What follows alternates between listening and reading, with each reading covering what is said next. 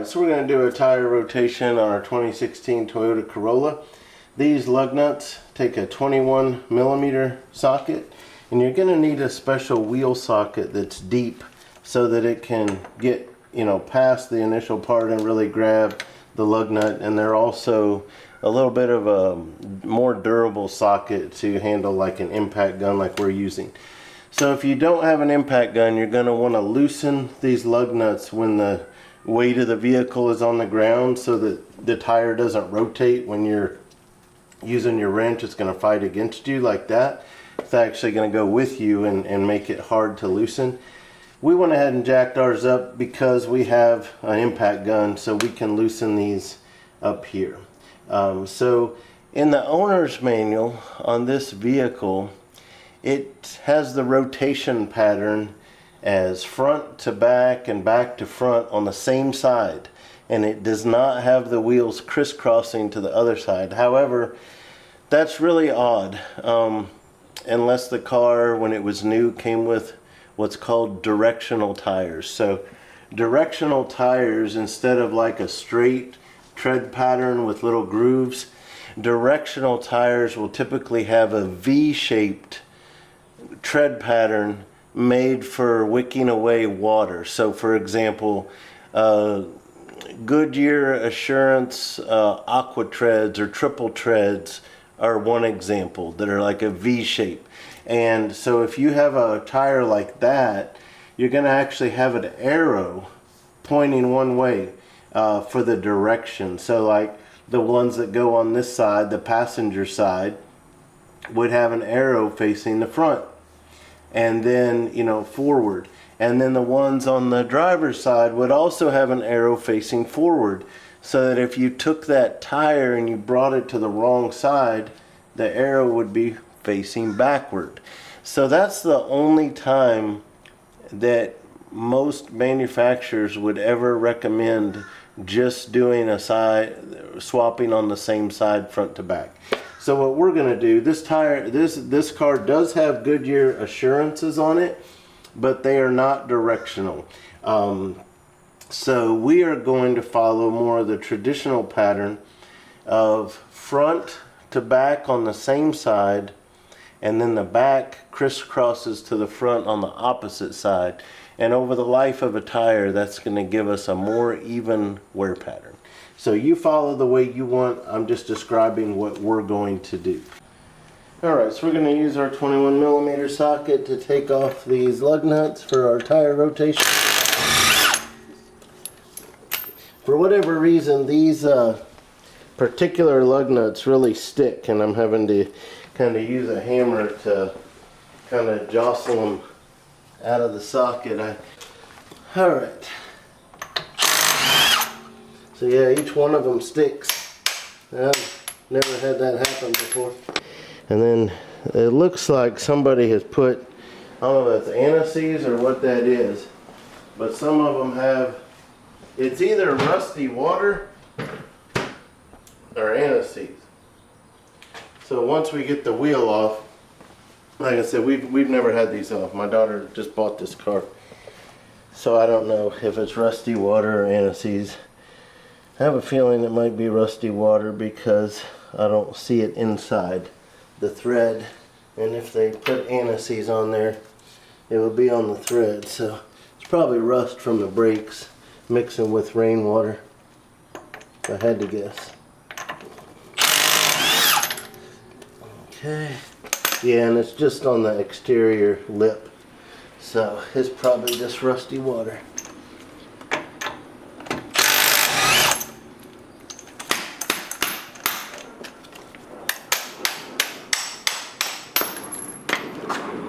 That one's got it too.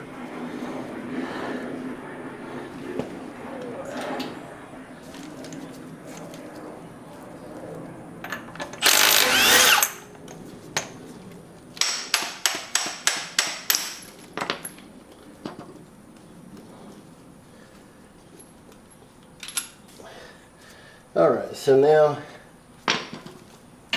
we would just lift off our wheel.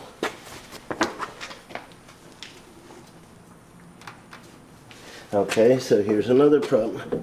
these wheels. It's stuck on there a little bit.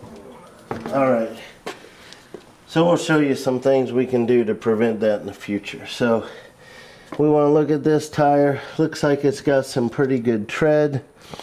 I'll probably pop these rocks out with a screwdriver. Just want to kind of examine, make sure you don't see any damage, nails, screws, stuff like that. Check the inside out, make sure there's no bubbles or punctures or anything like that. So that looks to be in pretty good shape. Yeah, so I can see a little bit of like rusty residue right there. So that's what was getting on the lug nuts, was probably rust and water mixing and dripping in, if I had to guess, from here. This stuff probably rusting in there. Or it could have been a little anti-seize from here, but because the hub kind of stuck, I don't really know. Yeah, that's rust. It's not anti-seize. So what we'll do is we'll put anti-seize on here in between the lugs to prevent these from sticking. And then also I want to show you a couple other quick things. Okay, so this is a tire depth gauge. This is a little pry bar. You can use a little screwdriver for the rocks. But just a couple things you can do.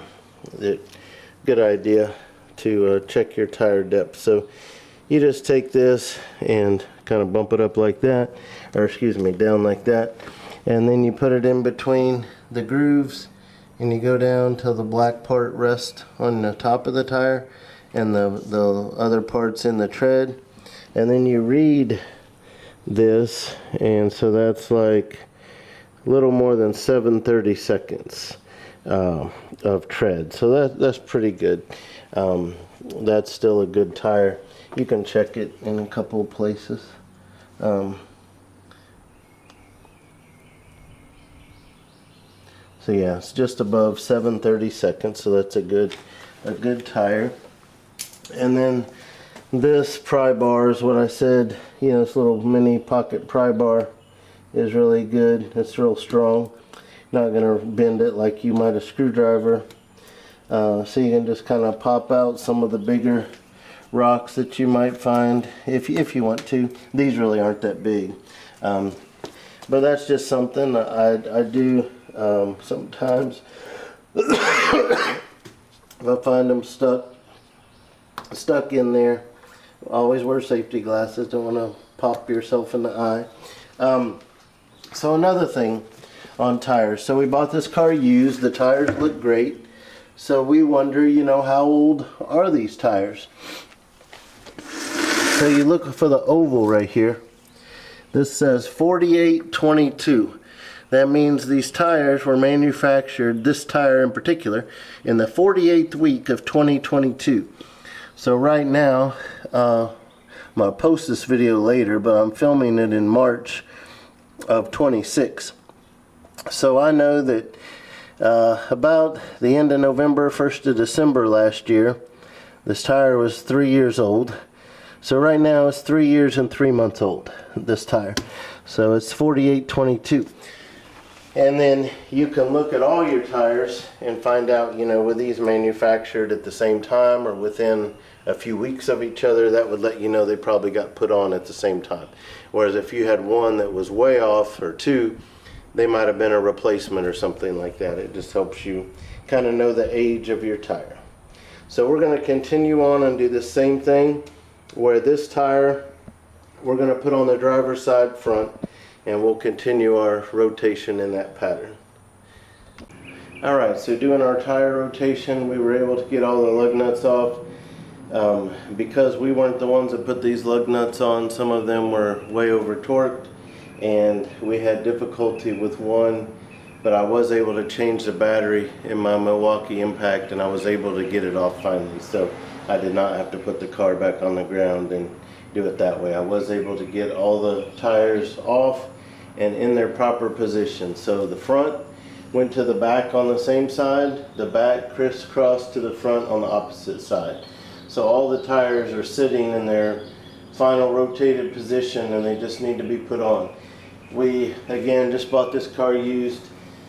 There's no anti-seize to keep the wheels from kind of sticking to the hub. So what we're going to do is take some of this copper anti-seize. This is very messy, stains everything it touches, so I'm even going to take off my wrist guard. I don't want to ruin clothes and stuff like that. So wear gloves, have a rag. It comes with this brush, but the brush gets pretty nasty. You can see this is old, kind of globs in there. So see, it's getting ready to drip. So I'm going to use the globby brush at the beginning just to smear a little bit on there for me to work with. I'm trying to keep it off of the actual threads, trying to put it in between the threads and really only in this kind of middle area. So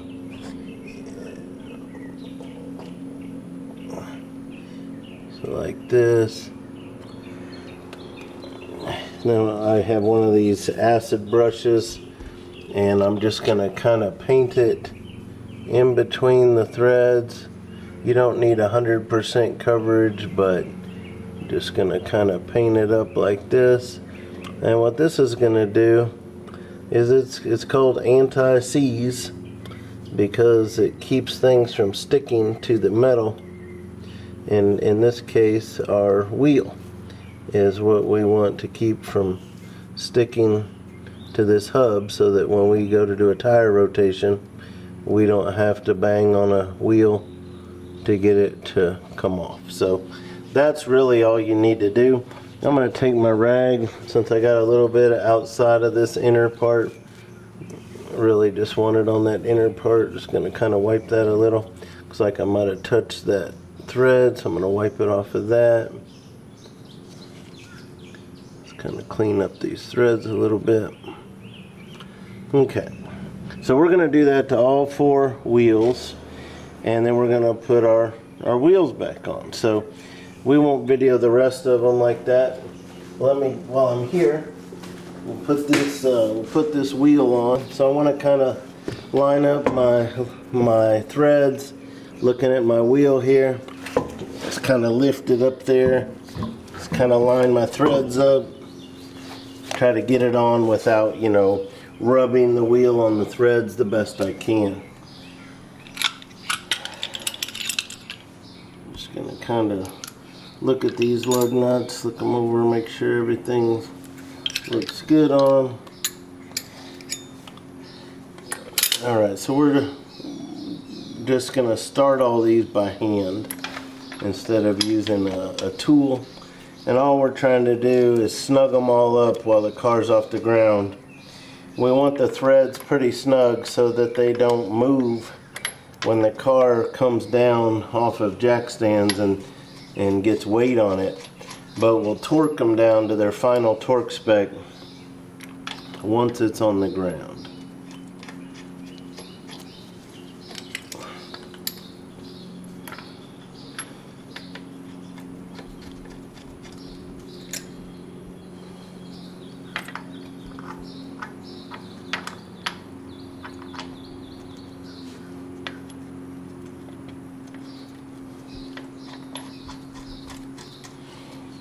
So what we'll do, now that we got them all started, is we're gonna put our impact to a low torque setting, and we're just gonna kind of hold the wheel in, kind of push it in, and we're just really wanting to get these snugged up.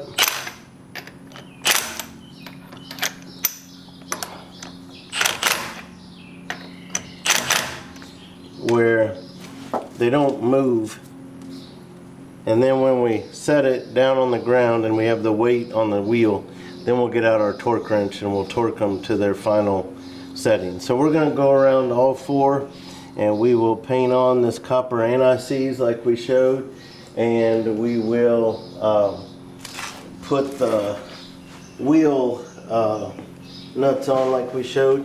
I am going to show you, because the rear brakes are like drum brakes and the front are a disc, I am going to show you this anti-seize on the front real quick. So on the front, it's a little easier because I said we don't really want to get outside that circle. Well, you can tell on the front it does it for you because it's a disc. So this being our circle, we want it all in here. We don't want any on our brake. And that's why I wiped it off in the back. We don't want to get this stuff on our brakes. So we just want to glob it in between this area, in between the lug nuts. And when I say glob it, I don't mean to leave it a glob. Just mean that's where we put ours at first, and then I use this little acid brush to spread it out.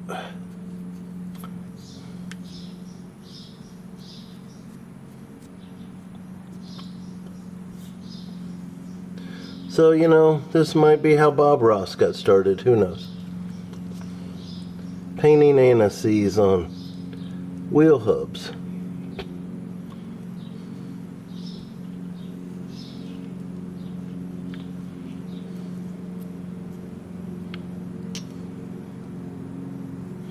Okay, so we want to try to keep it off the threads themselves. So just barely touching it like we did isn't going to hurt anything right there. But so anyway, that's going to help us in the future get these wheels off. So that's how you do the front and the back. The rest of the tire rotation like this is the same, and then we'll show how we torque down the lug nuts when it's on the ground. Alright, so now that our vehicle is safely back on the ground, now we need to torque down our lug nuts to 76 foot-pounds. So I have my torque wrench already set. I have my special wheel key here for my locking lug nut. Just go till it clicks.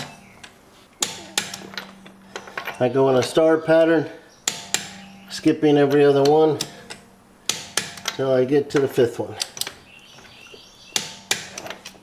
And then we'll just do that all the way all around on all four tires. Once we're done with that, we will inflate all four tires to 32 psi. I hope that's been helpful. Thank you for watching.